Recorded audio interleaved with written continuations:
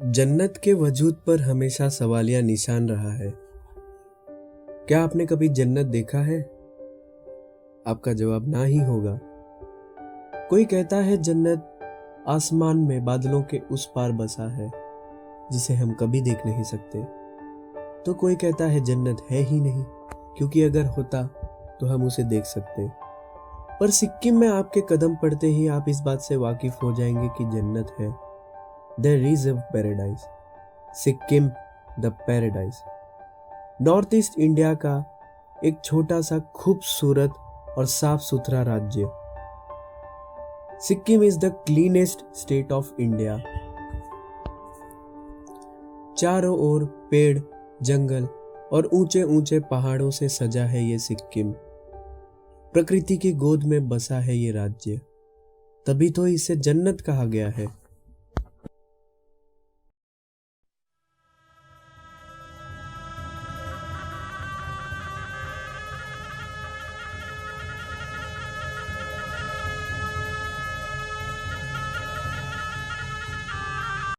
This is the world famous Rumtek Monastery. Now see another name of the Rumtek is your Dharma Chakra. Thank you for telling my thing. Yes. Now this is the new Rumtek Tibetan Monastery. Yes, Tushar, a kilometer ahead where there is an old Rumtek Monastery. And monastery, it is only for a male. Okay, now yes.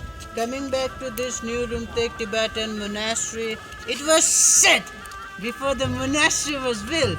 I mean, here there was a lake also. Now see, Rumtek, good, mean in Sikkimese language. Rum mean a god, Tek mean a place, but the literal meaning is totally different. That is called a valley top. Okay, so this new Rumtek Tibetan Monastery, or here we call it Gompa. It was constructed very recently. That was in the 60s only by His Holiness late 16th Karmapa, whose photograph certainly will I show it inside. You know, now say during 60 years, this Sikkim was a kingdom. I mean, Sikkim became a part of India. That was 1975, became 22nd state. Before that, more than 300 years or so, Sikkim it was ruled by the 12 different king of same monarchy. Okay, now in between let me tell something about Sikkim. Okay, and in Sikkim where we have got three ethnic groups, we call it Lepchas, we are Bhutias, and yes, third one called Nepalese. Okay, so Bhutias and Lepchas, they migrated from Tibet. That is the reason that 90% Lepchas or Bhutias are Buddhists. Okay, now if we talk about the population of Sikkim as far as 2011 census concerned, we got 6.5 lakh something, obviously including me. And from Sikkim, yes, for Lok Sabha and Rajya Sabha there is only one seat.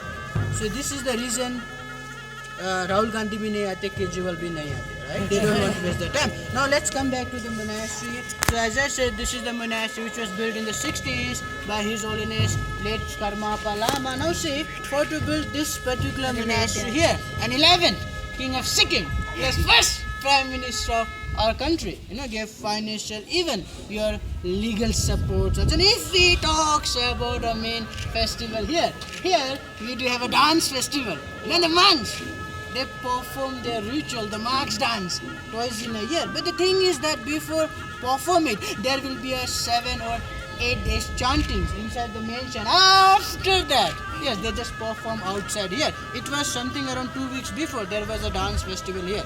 Sorry, very badly miss. इसे कहते हैं prayer wheel. यह आपको हर monastery में दिखाई देगा।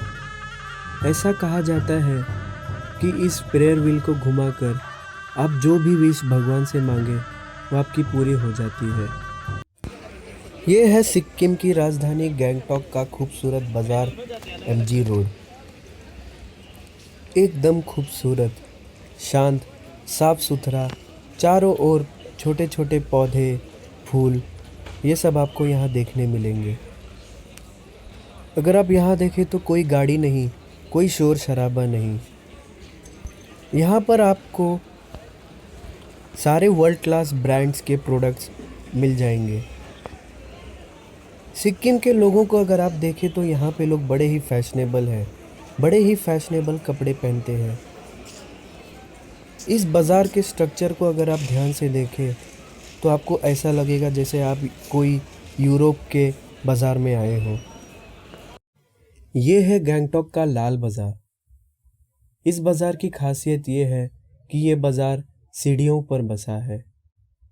सीढ़ियों के दोनों बाजू हर तरीके के शॉप आपको यहाँ देखने मिल जाएंगे।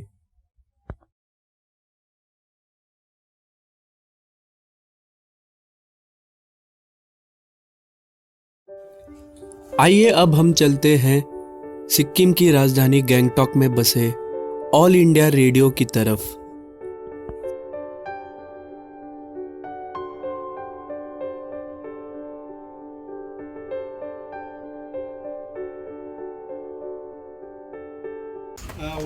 My name is Devendra. I did also mass communication just like you in my master's. Of course, I did graduation in history honors, then switched to mass communication in PG. That's how I joined this organization in '94. You would be wanting to know about the station and the functioning of a radio station as such. Being in the mass media, obviously we would also like to know different forms of media, starting from your one-to-one communication, from your traditional media to IT, your internet and whatnot, different forms of media. So radio is very powerful electronic media that you all have done and you all know. And Wilson College, being one of the premier colleges of the country, I'm sure you must have done quite well in your areas. And this particular station, All India Radio Gangtok, comparing with other stations like Mumbai or Delhi or Kolkata, comparatively we're very new. We are completing 35 years this year. This station was opened in the year 1982, 1st of October. So we are celebrating 35 years of its existence this year. And regarding the programs that we broadcast from this station, we have 3 transmissions, one in the morning, one in the afternoon, and one in the evening. From morning 6:30, our program starts. There are small 2 breaks, and our program goes on till 10:30. Apart from All India Radio, there are some other private channels also in the name of, say, Radio Misty Sikkim, Misty Mountains, Misty. Then 93.5 Red FM also there, that you'll be listening to all sorts of these channels when you move around, especially your earplugs on. The difference of content of program that we broadcast and the content of the program that they broadcast, I'll say they because it's slightly different from the program that we broadcast. Like Radio Mirchi and all that you listen in Mumbai, it's just like that. It's 95, more than 95% is all entertainment oriented. Ghana, and Ghana throughout the day. It's 24 hours channel. The other private channels I'm talking about. This is meant for, we are targeting, these private channels are targeting to mainly tourists. So it's a multilingual sort of a broadcasting. Out here, what we do is being a government organization, our programs are mainly related to development, your agriculture, your farming, then health, then entertainment, educational programs, things like that. And apart from those, we broadcast other programs which Government of India directs us to do. Supposing it's a hilly region, that's why sometimes during monsoon you have a lot of landslides. So in terms of awareness, to bring about awareness in the people, we broadcast programs on disaster management and that things that government things required to let the people know. So this kind of programs we broadcast. And the medium of broadcast is mainly here.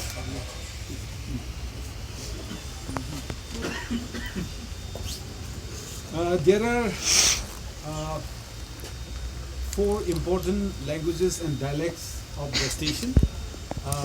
Most of the programs are broadcast in Nepali language. Okay. Apart from Nepali, we have programs in Lepchas, which is a local dialect, and we have also programs in Limbu, which is again another local dialect. And apart from that, we have programs in Sikkimese Bhutia also. This is another local dialect. हाँ, तो Tiwari sir, जैसे कि आप पिछले 37 years से journalism में, पत्रकारिता में काम कर रहे हो और पिछले 16-17 सालों से आप यहाँ सिक्किम में कार्यरत रहे हैं, तो आपका क्या अनुभव रहा है? किस तरह पहले यहाँ पे पत्रकारिता थी, फिर किस तरह अभी धीरे धीरे प्रोग्रेस हो रही है और किस तरह आप फ्यूचर क्या देखते हैं इसका? जब मैंने यहाँ पे काम शुरू किया था 2000 में, तो यहाँ पर साप्ताहिक समाचार पत्र ज़्यादा थे।